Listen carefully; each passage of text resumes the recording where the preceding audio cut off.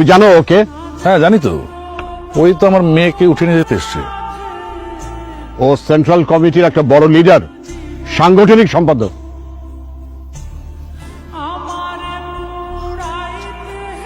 আনিলাম আনিলাম, এই কথাটা তুমি আমাকে কখনো বলনি কেন? ঢাকা থেকে বহু লোক আমাকে ফোন করেছে শুধু ওকে সেভ করার জন্য, আর তুমি কিনা ওকে মারতে এসছো।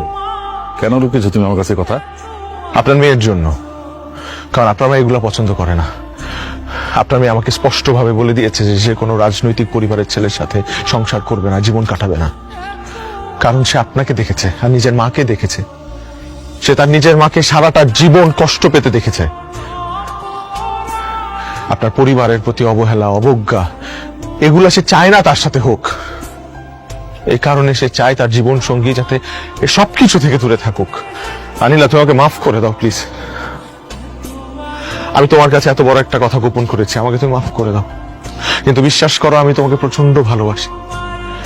কারণ আমি আসলে চাইনি তোমাকে হারাতে, এবং এই কারণেই আমি আসলে আমার এই পদ ছেড়ে দিয়েছি। আরে লিডার, কি অবস্থা? ভাই অবস্থা, এটা রাখেন আপনি। এটা কি? আমি এই পদ থেকে সরে দাঁড়াইতেছি ভাই। মানে তোমার মাথা ঠিক আছে? তুমি এই পথ থেকে সরে দাঁড়াতে চাচ্ছ মানে? আমি আসলে আনিলা নামে একটা মেয়েকে খুব ভালোবাসি। আমাদের অনেক দিনের সম্পর্ক, বুঝছেন? মানে ও ওইগুলো পছন্দ করে না। আমি আসলে ওরে হারাইতে পারবো না, বুঝছেন? এই কারণে আমি সিদ্ধান্ত নিয়েছি। বুঝতে পারছি, আমি তোমার ভালোবাসাকে রেসপেক্ট করছি, বাট একটা বিষয় কি জানো শুভ, তুমি যে পোস্টটা পাইছো এটা তো তোমার ভাগ্যের জোরে পাইছো, বুঝছো? বাট এই পোস্টটার জন্য মানুষ বছরকে বছর, হাজার বছর সাধনা করে এই পোস্টের জন্য আসে। আর তুমি তো ভাগ্যের জোরে পেয়ে গেছে, এই জন্য তুমি আসলে এই পোস্টের মর্মটা বুঝতে পারছো। না ভাই, আপনার কথায় লজিক আছে, আর আমি সবই বুঝতেছি, কিন্তু আমি সিদ্ধান্ত নিয়ে ফেলছি ভাই, শুধুমাত্র যাতে আপনার মেয়ের সাথে আমি থাকতে পারি, এই কারণে। আর কিছু না। আমার মেয়ে সত্যি কথাই বলেছে। আসলে রাজনীতি আর ক্ষমতার পিছনে দৌড়াতে দৌড়াতে আমি ভুলে গিয়েছিলাম যে সংসার বলতে কোন একটা কিছু আছে, ভালোবাসা বলতে কিছু আছে। কোনোদিনই ওদের প্রতি লক্ষ্য দিইনি।